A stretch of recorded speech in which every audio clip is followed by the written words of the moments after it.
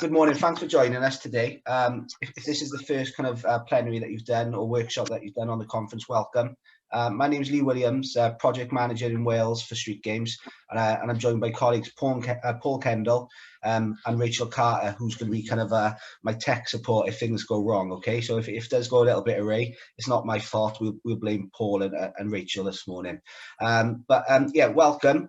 Hopefully, it's going to be kind of an action-packed hour in terms of learning, sharing, and hearing from some fantastic organisations who are going to kind of just kind of let everybody know what they got up to during the pandemic, and I suppose the importance of keeping young people active. So we've got Keith Parsons from Hattrick here, Mel Anderson from Valley's Gymnastics, and a pre-recorded from Nat at Totally Runnable.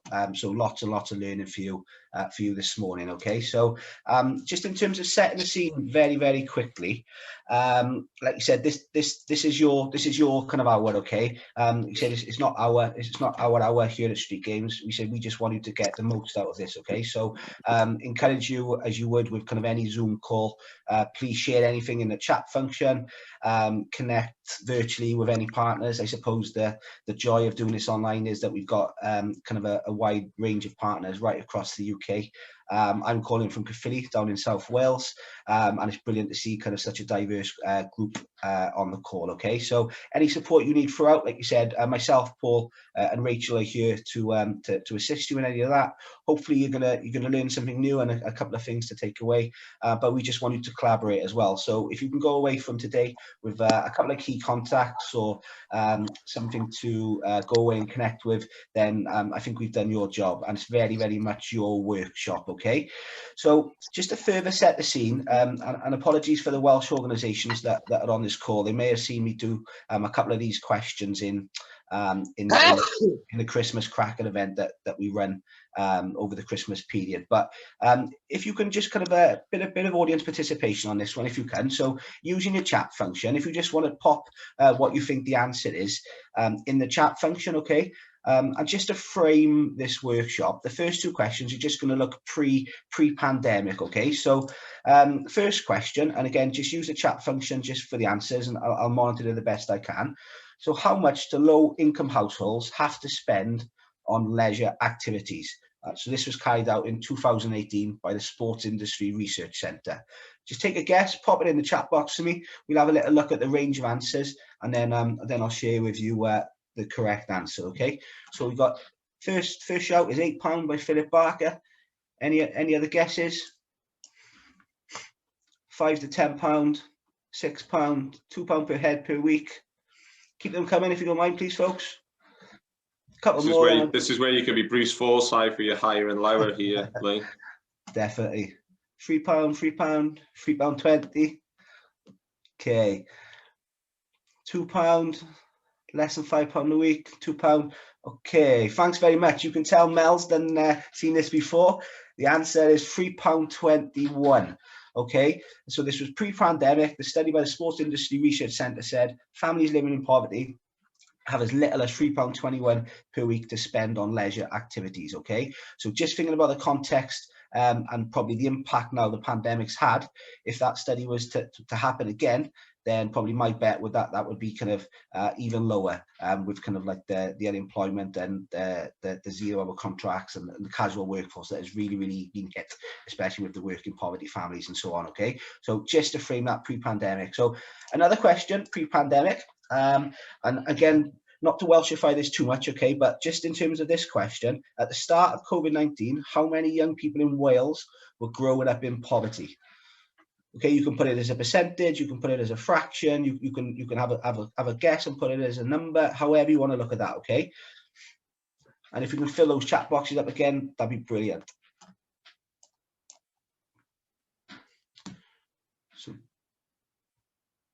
So 1 and 2, I'm presuming that is. Yeah, keep them coming if you don't mind, please.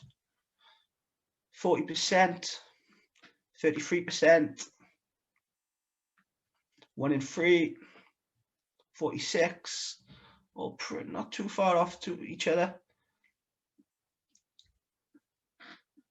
Oop, 3 and back in maths here with my fractions.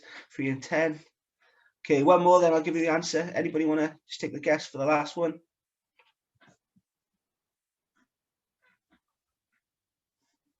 Okay, no problem.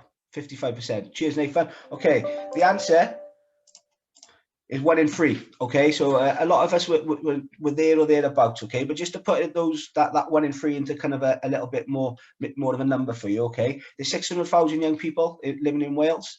200,000 of those are in poverty, and 90,000 of those 200 are in severe poverty. Okay, so that, again, this was pre-pandemic. Okay, so again, when these statistics come out, and like you said, they're collated by the Office of National Statistics, they're probably, if I had to guess, probably going to increase. Okay, I think it was set to increase anyway with the predicted fluctuation. So the impact of the pandemic, then surely that's unfortunately going to increase. Okay, so the next 2 questions, and then we'll get on to kind of sharing some of the insight, is so during the pandemic, so since lockdown restrictions were in place, so think back to when we were in lockdown, were young people and families doing more or less sport and physical activity than usual? Okay, so your answers could just be more, less, or the same. Okay, so you've got 3 options: more, less, or the same. And this was carried out by our network of partners. So we asked well over 100 partners who've done some consultation with young people: more, less, or the same. And obviously we're talking about here families coming from disadvantaged communities, okay, lower socioeconomic groups. So we've got a couple more, a couple of lesses. So lower socioeconomic groups, okay? So specifically the communities that we all care about. Give it another 30 seconds. Emily, quick change of mind from Emily, that's fine. Sorry, Emily, my fault, didn't explain it properly. Okay, we have one more answer. Thanks, Tasmin. One more answer, then I'll give you the figures, please.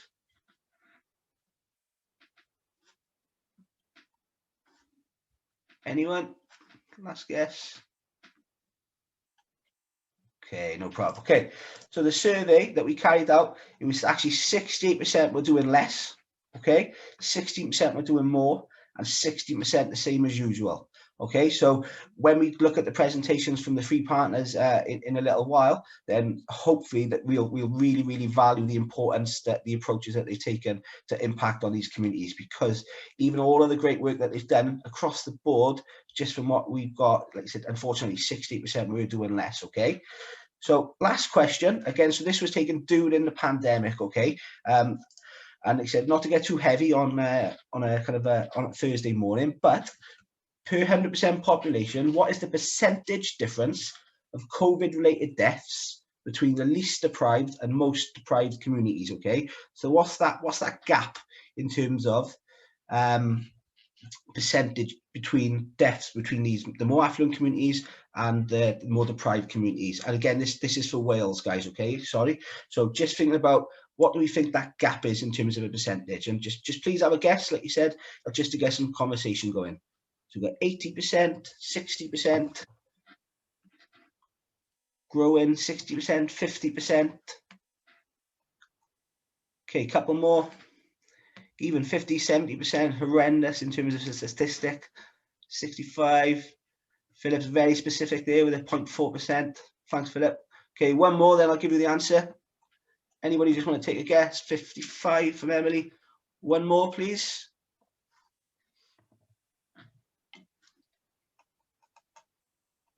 Okay, another 55. Okay, the actual answer is, and this is kind of really startling, and I've seen this 1,000 times now, it's 118% higher than the least deprived area. Okay, so when you're looking at those figures, just because you live in a particular community, just because you live on a street where perhaps there's other low-income families, it's the postcode lottery, isn't it?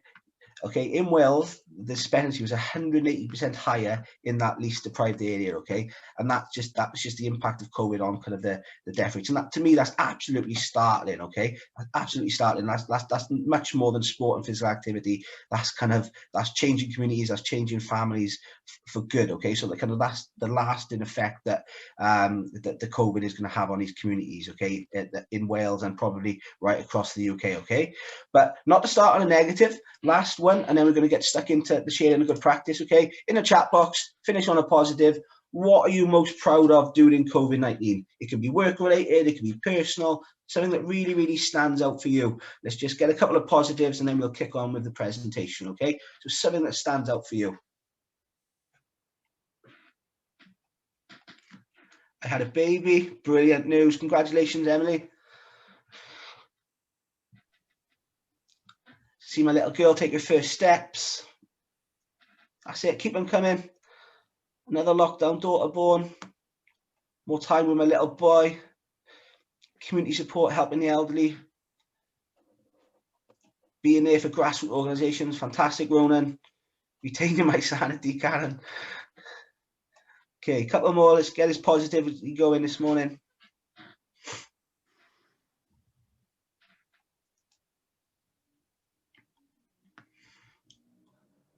Okay, brilliant. Thank you. Community spirit in your street, helping young people maintain structure. Okay, so yeah, unfortunately, there were kind of a lot of negatives across COVID, but there were also so many positives, and I think that's what we kind of really want to celebrate this morning. Are those positives, and kind of how, as a sector, and I'm so lucky to work in this sector, the sports sector, youth sector, community development sector, whatever you want to call it. Okay, but personally, I really don't think a sector responded to the pandemic as quickly, as efficiently, as professionally, with the reach into these communities that we have as a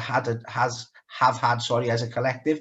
It's really been inspiring, and just seeing all of this work being done on social media, sharing the blogs, connecting to communities, it's just been really incredible. Okay, so we're just going to celebrate that for the rest of the workshop. Okay, just quickly going to touch on kind of how at Street Games we've kept our communities active through the pandemic. So we've done some work centrally, and then what I'll do is then I'll pass you over to our kind of three great speakers this morning, who are going to kind of introduce how their organizations have did that as well. Okay, so something that we were proud of, and it was really quick, and it started off probably early April in 2020. We went into lockdown, we were all kind of working from home, the offices were shut, and we were really conscious of how we can kind of connect with our partners, our national partners, our big national governing bodies of Sport England, Sport Wales, to ensure that the families, the young people that we usually can take care of via all the great work that you do as locally trusted organisations, maintain their sport and physical activity habits. Okay, so we were really lucky that back in April we received 5,000 stay-at-home tennis sets from the LTA, 300 badminton sets from Badminton Wales. The WRU donated rugby balls. We had family journals, and they were all went out with pace and direct to the families that perhaps didn't have that equipment to stay active. There was so much good practice shared, and Joe Wicks is kind of the obvious one that comes to mind. Brilliant. But what about that young person who haven't got Wi-Fi in the house, hasn't got a laptop, hasn't got an electric device? Unfortunately, they couldn't join in.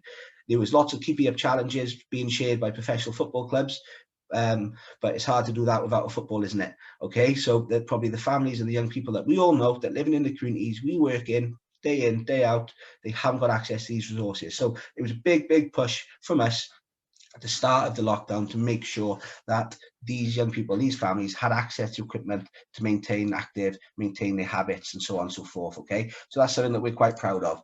But what that did then, that kind of kicked on for us to have a bit of a wider conversation. So appreciate it's a lot of information on the screen, and please don't be expected to read it all. But what that did then, that kind of really kick-started us to look at these sport activity packs in a bit more detail. So what we did, we came up with a couple of corporate partners to get some money involved, spoke to a couple of community organisations who were telling us that the families and children that used to come to the youth clubs to play table tennis, football, they wasn't doing anything. They were stuck in the house, perhaps stuck in a bit of a rut, wasn't getting out and about. How can we help? So what we did, we worked as a bit of a collective, really. So we managed to get some funding in from corporate partners, spoke to the organisations who also managed to leverage a bit of money in locally, and came up with a sport activity scheme. So essentially, it was a kind of a match funding scheme. So if organisations had a couple of quid that they could kind of buy equipment for, then we'd match it to make it go further. So the reach of that equipment would really kind of hopefully benefit kind of the wider community. Okay, and just putting that into numbers, so 22 organisations across Wales, from north to south, were awarded funding. We funded £10,650 through our corporate partners, So building construction companies, they were kind of the biggest kind of supplier of that money, but that was locally backed then by the community organisations just to ensure the buy-in. So there was £21,300 that went directly, sent equipment directly to 1,326 families across 12 local authorities. Okay, so that's something that we're quite proud of. But it wasn't a one-size-fits-all model. So we spoke to those community organisations because they know the young people a lot better than us, and we said, what equipment do they want? You go out and buy it. So the money went directly into the account. They spoke to the community. What do they want? It could have been a football, it could have been a basketball, a frisbee. We had kites, you name it. It was kind of that widespread sort of equipment out there for them. Okay, so that's just something that we shared and we're quite proud of, and just to mobilize those families and the young people to stay active was something again that we're quite proud of, really. But that's just to kind of frame it a little bit. And this is an example from East, so down in Swansea, the ethnic youth support team. They purchased equipment for 20 families, created multi-skill bags, and then just a couple of quotes there then from parents that said, great equipment, the kids loved them, they are so useful. But funny enough, I was chatting with Mel, who's going to share a presentation on Tuesday, and she said, it's brilliant now. He said, they could go in a shed for 6 months, they may not use them for 6 months, but then they come back out and they use them again. So it's there for them to use forever and a day, really. And I suppose it's, as a sector, it's really hard for us to measure the impact of that kind of quantitatively, because we don't know how many times they go and get that basketball out the shed, or get the frisbee from under the bed and go and have a game with their mates or their parents down in the park on the corner. Okay, but we're really hopeful that will have a bit of a lasting effect for them, and just to get them perhaps to understand a little bit as well around the importance of physical activity and sporting habits and so on within their community. Okay, so that's kind of enough from me, just to kind of hopefully whet your appetite in terms of one approach to doing it, and set the scene in terms of why we found it so important. So we've got 3 fantastic speakers today. The emails are on the screen as well, and you will be seeing them a little bit later. And I spoke to them, and they're more than happy for you to connect after this workshop. Okay, so first up, we've got Mel Anderson from Valleys Gymnastics Academy. They're one of our kind of main locally trusted organisations in Wales. I won't say no more. I'll let Mel, because I definitely won't do them justice. And then we're going to see a virtual presentation from Nat at Totally Runnable, and then Keith at Hat-Trick is going to finish us off, okay, at the end of the workshop. So over to you, Mel. I got the controls if you just want to give me a shout when you want me to move on. But yeah, 10-15 minutes, Mel, over to you, and I'll try my best to follow with the clicker. Okay. Thanks, Leigh. Yes. So as Leigh said, my name is Melissa Anderson. I'm the Managing Director of Valleys Gymnastics Academy. We're on the surface of it a traditional gymnastics club. We're a member of the national governing body. We specialise, I guess, in competitive gymnastics. But we're one of the largest gymnastics clubs in the UK. We've got close to 3,000 members, and we operate in Wales across 5 different local authorities. So although initially, if you can just move the slide on, Leigh, thanks. Although initially we started as a traditional gymnastics club, we very quickly recognised that we wanted to be able to deliver gymnastics and physical activity to as many different people within the community as we possibly can. So for the last 10 years since we've been in our dedicated facility, we've worked really hard to try to engage with all ages, all abilities. We're fully inclusive. And we've worked really hard, I think, with StreetGames, and it's lovely to be one of their locally trusted organisations. And at the moment, we're particularly involved in the Family Engagement Project as the kind of lead organisation in Caerphilly. So I put this kind of spectrum of light up. It's kind of difficult for me to communicate sometimes, but when people think about gymnastics, they often think about the stuff that you see on the TV, so Nadia Comaneci or Simone Biles, or, you know, we all know what traditional gymnastics is, but we've moved far beyond that. And although we still do that stuff, we're happy to get involved in any provision, any activity that the community tells us that they want. So we've got lots of different things going on, from walking clubs to mother and toddler groups, chair-based exercise for older people, parkour, free running sessions, anything basically that the community tells us that they would like. If we can facilitate provision, or we can work with other partners of ours to facilitate provision, then we will try to do that, because our ethos is about getting the community active. So if you can just go on to the next slide, Leigh. So yeah, I just jotted down some of the ideas, some of the things that we did basically throughout the pandemic to keep our gymnastics community and our local communities active. And I think one of the strengths of what we did is that we moved online very, very quickly. We recognised that we needed to do something. Initially, that probably was around engaging our kind of core gymnastics members, because, you know, we were all in the same boat. We didn't know how this pandemic thing was going to pan out. We initially thought it would be a couple of weeks, but clearly it wasn't going to be. So we first of all just moved on to Zoom and started putting on some structured gymnastics sessions. And from there, that really kind of snowballed and grew. And it wasn't just about traditional gymnastics. So we did lots of things online. We did an Easter bonnet parade, we did some Easter egg hunts, we've done some scavenger hunts, we had parents getting involved in gymnastics, we had family fit sessions, we did all sorts of different things. We tested out different activities, and those that the young people and the families told us that they enjoyed, we continued with. Those that, you know, they weren't particularly popular, we scrapped those ideas and we moved on. We weren't precious about things at all.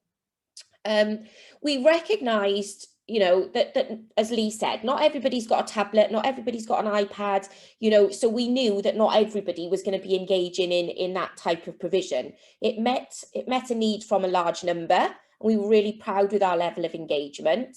Probably in excess of 500 children and families a week were engaging online, but for us that meant that there were probably 2,000 that weren't. And our community members weren't engaging as well, despite us trying. So a couple of things that we did very quickly. We set up lots of different online challenges. So children and young people didn't need to be part of those Zoom calls if they wanted to join in with something. We had different challenges. One of them was kind of using chalk, and then laying down on the pavement. It's hard for me to explain, to make yourself into a fancy gymnastic shape that perhaps you couldn't do. And the young people took images, and they showed sort of moving images using their own photography. So everybody, you know, pretty much could get involved in that, and that engaged some of our community members and our younger members rather than the performance guys. We created some cards for scavenger hunts. Once a week on a Wednesday afternoon, we did a live scavenger hunt as well, you know, which was nothing at all to do with gymnastics. Just go and find this list of 25 green items in your house, and the winner then got a prize posted through to the post. So loads and loads of different things. I can't even begin to explain them all. The one thing that for us has been massively popular was our family walking club. So we'd started this in January of last year, and this was part of our family engagement project in one of the schools that we were working with. We'd consulted with the families, and we came up with the idea of a family walking club. I think we managed to do about 8 or 10 weeks of that. And when we went into lockdown, I remember chatting to Yestin, who was the link at the school, and just saying, let's try it online. Let's do something. Let's just try to keep that community together and keep them active. So we challenged the families basically to go on a walk once a week, to take some photos, to upload them onto the Twitter account or to upload them onto Facebook, share them with us. And if they engage, they'd get a prize. And we underestimated the success of that. We've had probably 30 families engaging, which we're really, really happy about. And not just on a weekly basis, but a lot of those families have been walking on a daily basis as well. They themselves brought lots of different things into it. So you can see the young boy here with his Pokemon app on his tablet or whatever it is. So he didn't particularly like walking, and I know mum struggled to get him out, but once she got him going on Pokemon Go, he was happy to walk around the streets of Rumney catching Pokemon. So I think, you know, that's a really lovely example. And I know as a mother of a 9-year-old boy as well, it's very difficult to get them out walking and doing different things without a novelty aspect. The families suggested litter picking, so we bought some litter pickers, we distributed those. We distributed some of the NGB packs to these families as well. Excuse me. And at the end of the term, we sort of totaled up who'd engaged in these projects, and we put together some lovely activity packs with some sports equipment in there, some gift vouchers, some colouring or crafts equipment, some home baking sets, just so that they were activities that the families could do together. And I've got to say that, you know, we're 15, 16 months on now since the start of this walking club in January 2020, and our families are still walking and doing a fantastic job. And some of the feedback we've had, you know, that they wouldn't be doing this without, you know, the kind of the initial prompt of the walking club. The pictures that everybody posts are really motivating each other. People are feeling much better in themselves. The mums get together and go out on walks, which they never would have done previously, even without the children. So there were some really, really lovely kind of snapshots of the impact that project has had, and the fact that it could be sustained through the pandemic and has had a positive impact on people's mental health is something so simple, but something which has been so effective. Something else that we've done, which has been, again, really effective, has been a youth mentoring programme. So linked to these Zoom calls, we've got a strong leadership programme at VGA, but we initially didn't think about using those young leaders on Zoom, but they did express an interest. And to date, we've got a team now of about 15 young leaders. They plan the Zoom sessions even now, even though we're back in the gym. They're planning their sessions with games, different activities, gymnastics, costumes, music, all sorts of things. And those young leaders, they're between sort of 11 and 16, and they are still delivering sessions to the young people. And I think we can credit those young people with maintaining the interest of our participants throughout this long period, because I think they all got bored of me and the other grown-ups delivering the sessions, but actually these youngsters are bringing something very new and very different. And as I said, although we no longer need to be doing this, we think this has been a real strength of our provision, and those young people are actually developing their skills. That's the main purpose of this for us, is they're developing their planning, their coaching, their leadership, their confidence, etc., which has been really, really effective. So to date, that's still continuing as well. If you could just move on. Thanks, Leigh. We've been really cautious and careful that, you know, the pandemic has not come to an end, but things are for us more as they can be. And we are back in the gym delivering face-to-face sessions. And we've been doing that for as long as we've been able to. So we've done gymnastics outside, we've done all sorts of things just to bring the children and young people together. But actually, based on our learning, as I've said, we've continued some of our sessions, but we wanted to make sure that we kept the best practice, we kept the learning, and we've maintained some of the really strong parts of what we learned through lockdown. So one of the really lovely bits has been the sports equipment library that we've developed. As soon as we went into lockdown back in March last year, we loaned out as much equipment from our gymnastics facilities as we could. So we sent the children home on the Friday night with mats, with weights, with anything they could carry, basically, for a novelty sort of value, the excitement of taking something home, not thinking that it would continue. Throughout the pandemic, then we continued to hand out equipment as much as we could. It was primarily things that we had already in the gym. So at that point, we didn't go out buying much new equipment at all. But it enabled young people to kind of keep going with their gymnastics, or, you know, we had children who started gymnastics through the pandemic using that equipment. And we decided that we would like to continue with this, because we know, you know, there are children who can't afford to participate or don't have the equipment to participate, and we never at VGA want a child to not be able to join in because they can't afford what they need to be able to do gymnastics. So we've set up our sports equipment library. It includes gymnastics equipment such as mats, weights, parallettes, bits and pieces, but primarily it's non-gymnastics equipment. So things like hula hoops, we've got crazy golf, we've got swing ball, skipping ropes, you name it, there's all sorts in our basket. And basically we've done this on a pilot from our main venue, and children and families can loan out the equipment for a 2-week period, and then they return it, and more often than not they take something out else from the library. And the plan is to roll that library pilot out. 2 of the schools involved in the family engagement project are going to have baskets of equipment, and some of our satellite sessions are as well, and that's been really, really well received.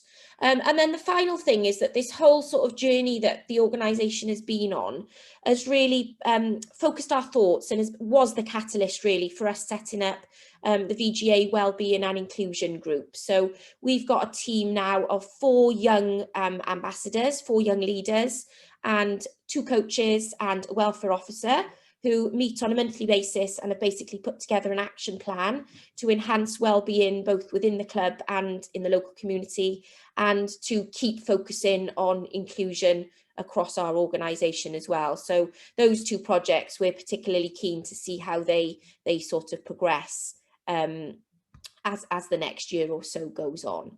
So I think that's me done. I said quick whistle stop tour of some of the bits and pieces that we've done. If anybody would like, you know, to chat further or any information on what we do, then I'm more than happy to take any questions or contact me by email afterwards. Brilliant. Thanks so much for that, Mel. We have got time for 1, maybe 2 questions. If anybody kind of wants to ask Mel any burning things around what she talked around, or like she said, if not, you can follow up on email. But please, yeah, just come off mute and ask away if you really want to know something now and you want to go away off the back of this and develop a sports library, then now's your chance to kind of pick Mel's brains on that.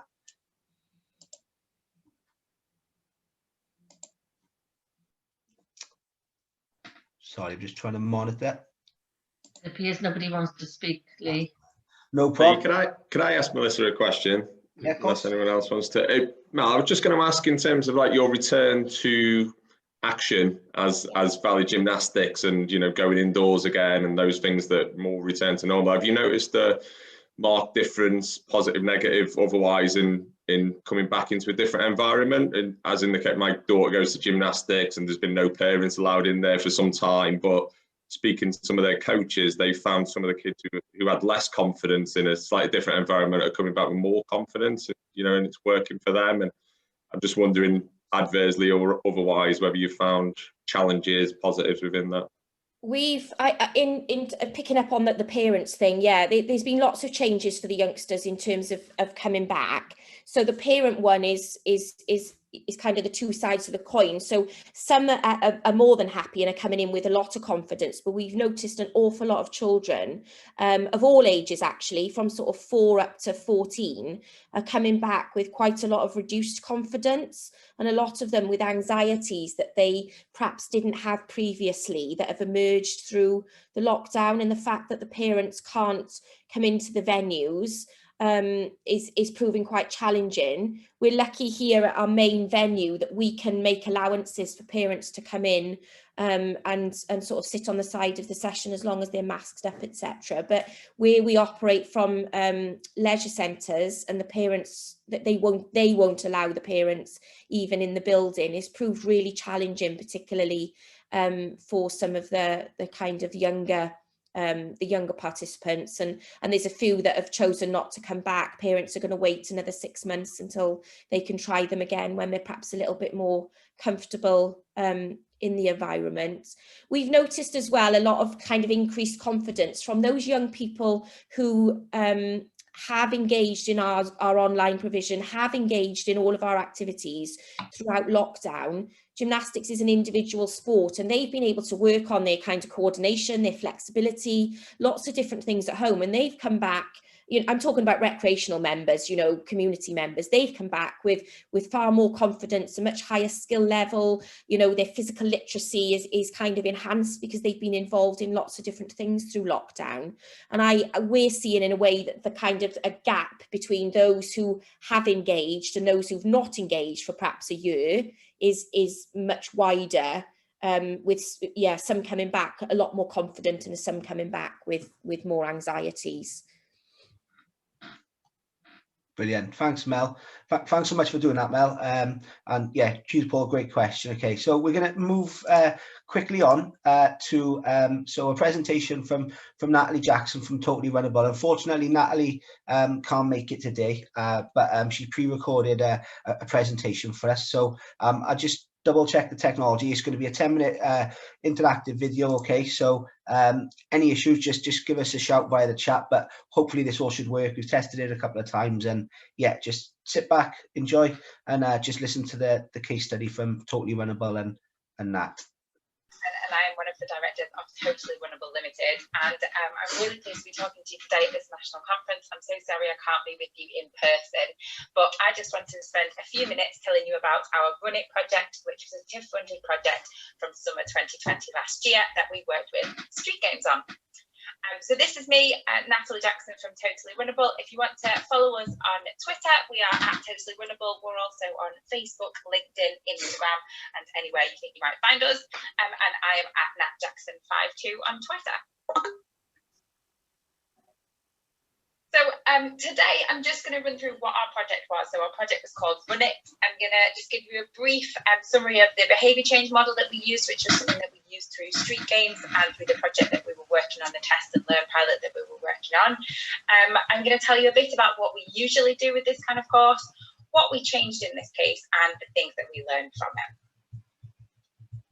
So our project was called Run It. This is the poster. It was designed to be a completely beginner running course. So there were 7 different organisations involved in the test and learn pilot that we were part of last summer. They were all completely geographically diverse, and we are based in Barnsley. So we were all of the individual projects were dealing with different particular issues going on with young people in the areas that we were working in. So we weren't really like any of the other courses, any of the other projects that were ongoing at the same time. But what we were doing was aiming at 16 to 24-year-old women and girls, attempting to build confidence for women and girls using running as the tool to do that. So we're an organisation that's based in Barnsley, and we work with women and girls and boys. We work in primary schools, some secondary schools, and we work with adults. And we always use running as the tool to do something else. So quite often we are using running as the tool to help schools to measure and close the gender sport gap, or to build female school staff's confidence in running or in physical activity in general. So this project was a project called Run It. It was an 8-week project, and it was for absolute beginner runners. And we used a training plan and a weekly online session. We have something that we run, a course that we run in real life, in the olden days, and in normal times, I suppose, called Desk to 5K. And that is a course that is similar in structure, so it runs over a number of weeks, so it might be 6 weeks or it might be 8 weeks, and it mixes the mindset with the physical element. So it takes absolute beginner runners from nowhere from completing an activity to completing a 5K in 6 weeks or 8 weeks. And each week there is a mindset session that's full of personal development type things that will take you from doing, something, not having started to do something, all the way to having completed something that you're not sure whether you could do.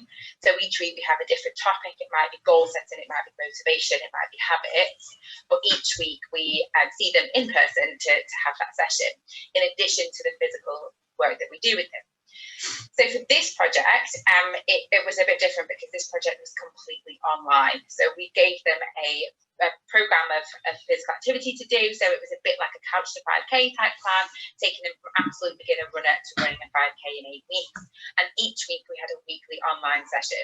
So if you can cast your mind back to sort of April, May time last year, 2020, we weren't in a position where absolutely everybody was comfortable being online. But by the summer, we'd got to a point where most people had some sort of access to online learning or online communication or something. And so that's what we were trying to harness, that's what we were trying to use.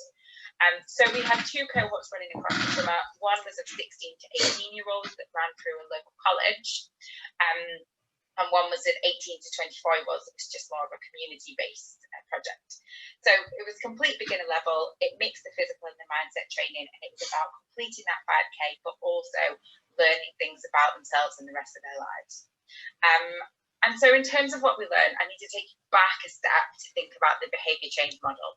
So this is something that I understand was developed by the behavioural architects, and was something that StreetGames asked us to look at and use in terms of designing our projects, and in terms of the test and learn pilot, to think about why people might access our courses, how they might change their behaviour through this project.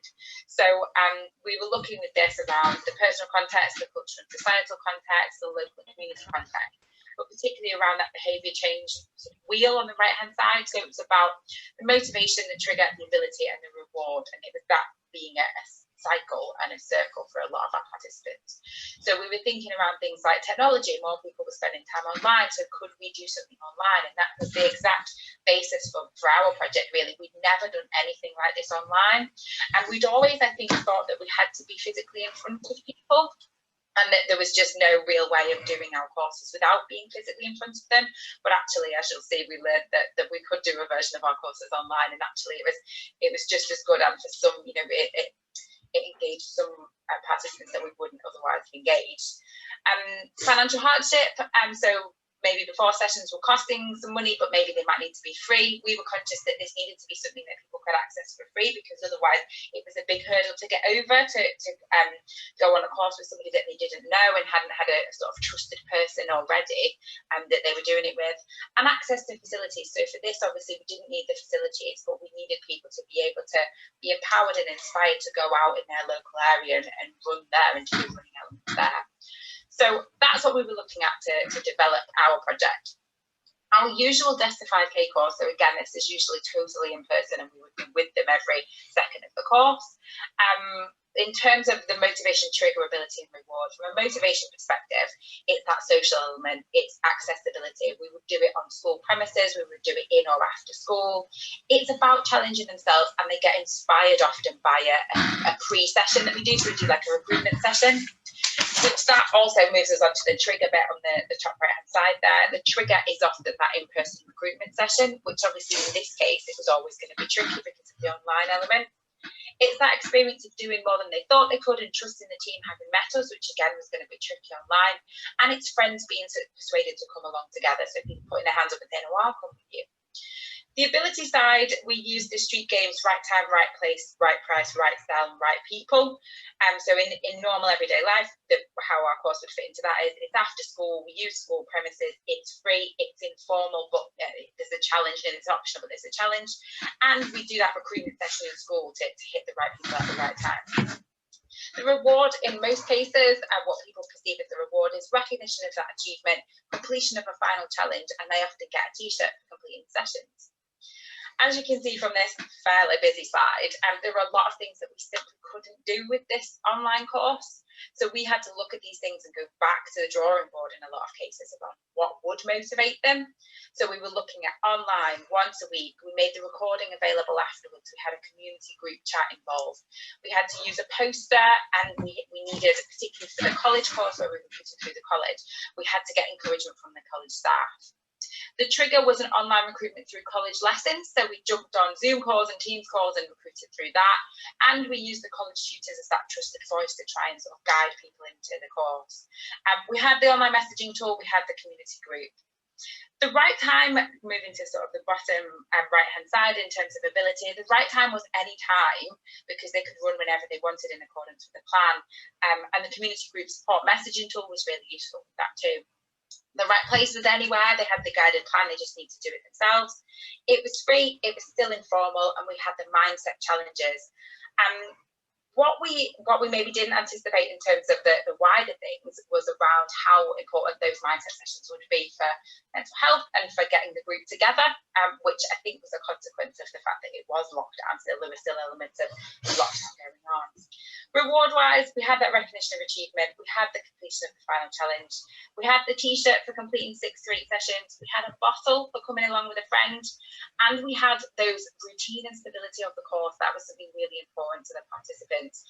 They felt that they were overcoming boredom and isolation, and they were connecting with others. It was like a weekly check-in and the messaging on the group. So for the last minute, what did we learn? Well, this was all a test and learn pilot. So it was all about testing what we thought and then learning from it. What we learned ultimately was that what we normally do in person could work online, and we would never have believed that before this course and before the pandemic. We had to think differently. We had to learn as we went along. We had to be flexible. We had to just be super sensitive to the feedback we were getting from our runners. Some of the things we thought would be really straightforward and obvious weren't. So we thought that, for example, young people would be really quick to use technology. They would be happy sharing their faces on a screen. It was something they were used to within college, but actually that wasn't something that was straightforward and simple. And from the first week to the 8th week, it was a tough ask to get them by week 8. They were all happy, comfortable with each other and sharing their faces on screen and videos. But prior to that, they weren't so comfortable. So that was something we didn't expect. And what we thought would motivate, and usually does, didn't, but other things did.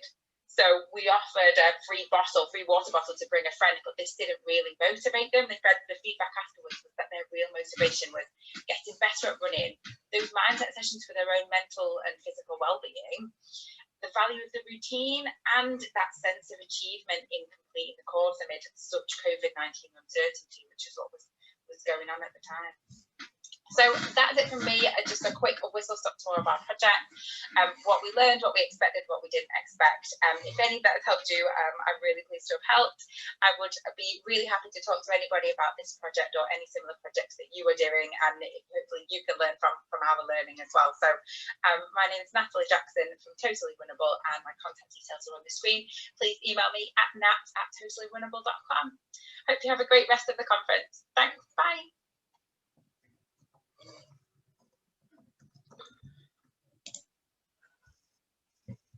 Okay, hope you all can read that. Hi everyone, my name is Natalie Jackson, and Okay, sorry.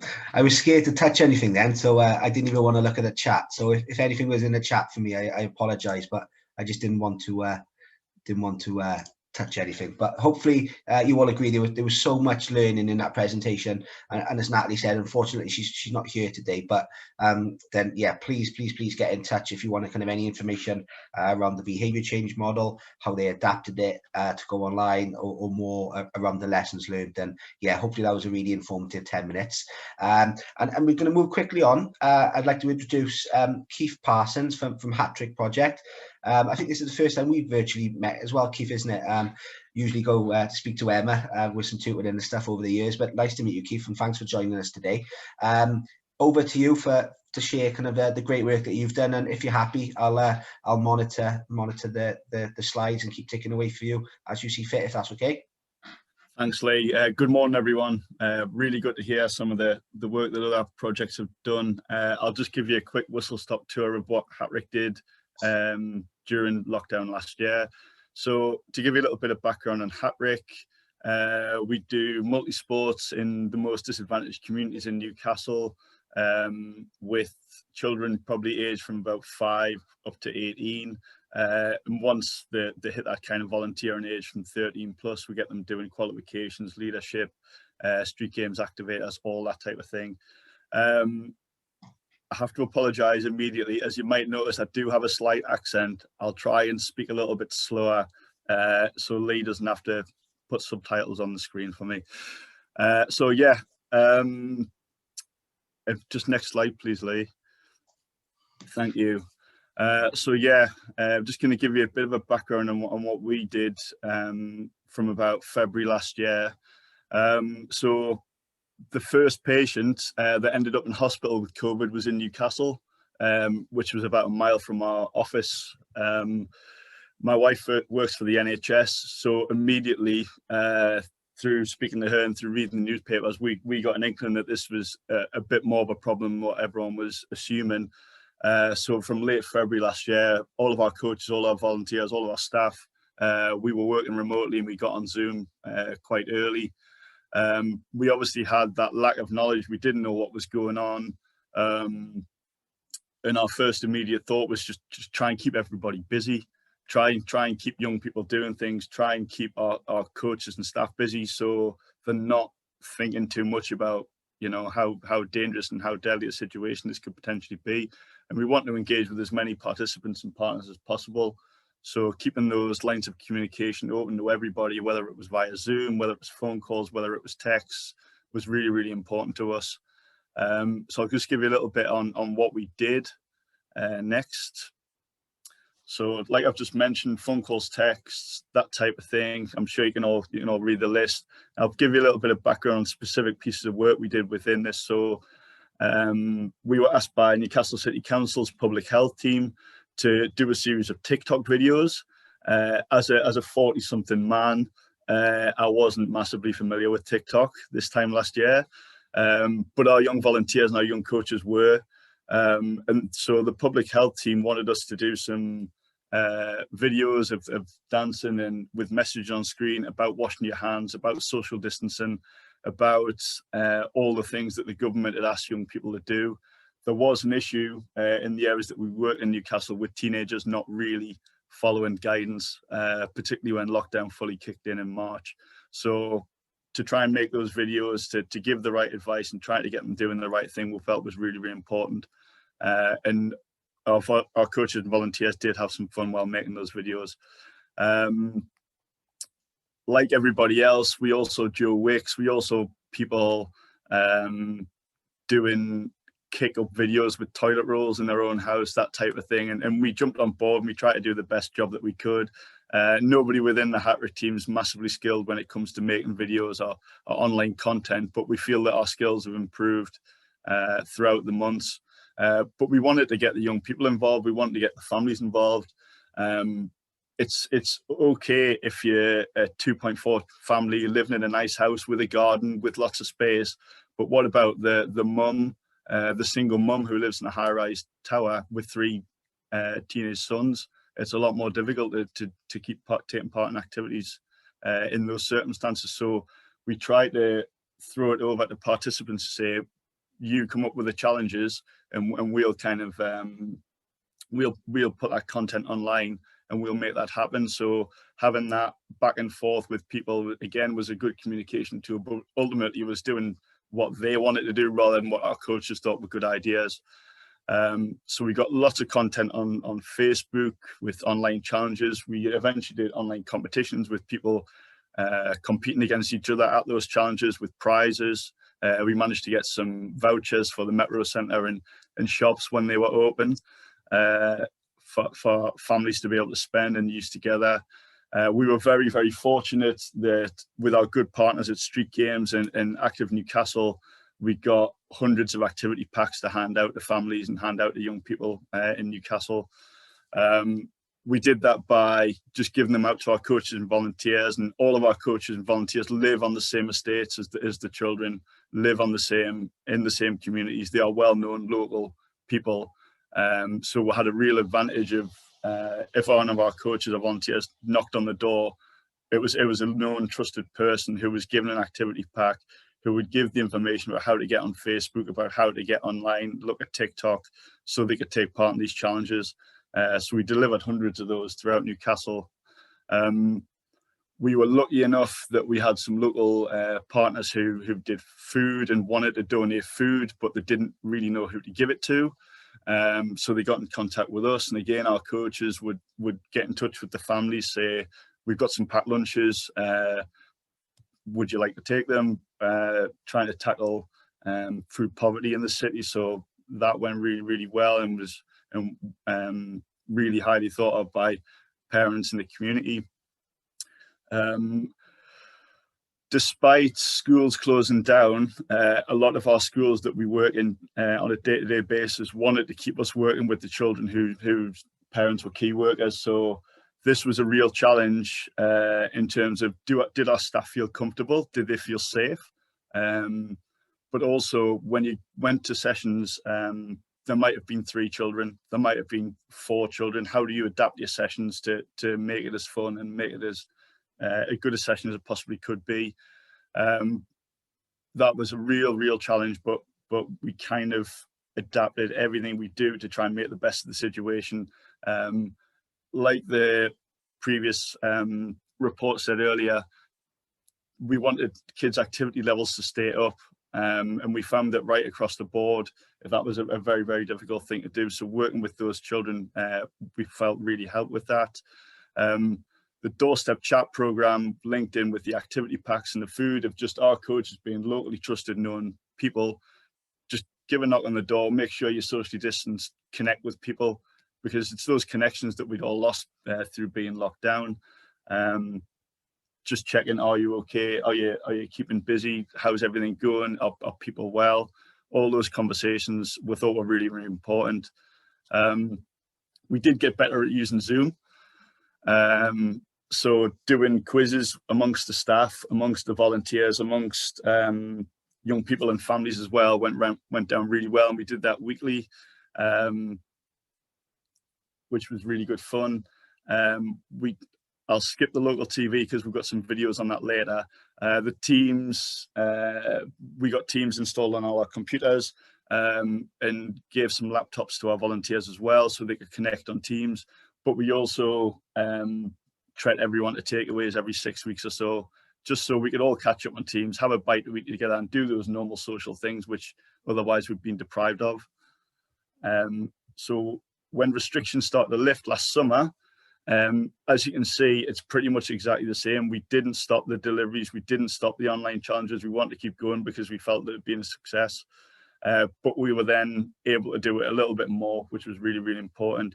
So we could do sport again to an extent, but making sure we had to work in bubbles. That brought operational issues when it came to hand sanitizer. If a child leaves a bubble, how do they re-enter a bubble? All those types of things, getting consent, making sure our insurance covered us to do sport with COVID. Lots of little things to think about. But we were so determined that when young people who'd been deprived of the opportunity to do sport and to take part in fun activities, when we got the opportunity to do that, we had to do it. It was absolutely our first priority. So we were working in bubbles in schools and working in bubbles in multi-use games areas in the community, whilst maintaining the social distancing amongst our staff continue to take place. And this is really important. I've had feedback from other organisations that their staff might have met up for a coffee in the office. Next thing you know, COVID struck, the whole team's been taken down. So I've seen my team at Hattrick twice face-to-face in the past 15 months, because we made a pact in the very beginning that we can't really see each other face-to-face, because if one staff member goes down and we've seen each other, the whole team's going to go down, and then we're not going to be able to run activities in the community anymore. And it's been really tough. Let's just see. So yeah, we got back in the communities. We started doing doorstep sports sessions, using muggers, but trying to maintain social distancing wherever possible, and trying to maintain the integrity of the bubbles by adding young people in, making sure everything was safe and health and safety was taken care of. And then that led to last summer, where restrictions had loosened slightly, and we were able to do the best summer ever in Newcastle. So the aims of that programme is to get as many young people active as possible while providing them with a school quality lunch, tackling food poverty and holiday hunger. And that was a return to more normality, and we're hoping that during the summer holidays this year, the impact will be even greater than what it was last year. And then finally, just volunteers meeting up and face-to-face. We have a massive team of young volunteers from the community, and under normal circumstances, they have a session once a week where they just get to play, they get to hang out, they get to enjoy themselves and talk about what it's like to be a volunteer, the different qualifications they're doing, different programs they're working on, all that type of stuff. But that had to stop. So when we could get them back face to face, it was really, really important that they could talk about all those normal things, as well as doing volunteering for us alongside our coaches. I think I've mentioned everything else that we kept on doing on the previous slide. So we'll just quickly move on to some examples and videos of what we did. Hi guys, welcome back. This is the second week of challenges, all right? Before we get into it though, I want to say a massive well done for Dave who took part in week one. Maisie, you scored the best with 20 points on the super slalom. So keep that up, see if you keep the #1 title. I'll be keeping scores throughout the weeks to see who is the ultimate winner. All right, now we're going to get into the second challenge. We're going to do the toilet roll kick-up challenge, all right? All I want to see you do is do kick-ups with the toilet roll, all right? You ready? 1, 2, 3, 4. Oh, I only got 4 there, all right? If that is too difficult, I want us to use our hands instead, all right? So just like this. 1, 2, 3, 4, 5, 6, 7, 8, 9, 10. Oh, I got 10 there, all right? Send in your best scores and good luck for the week. Well done.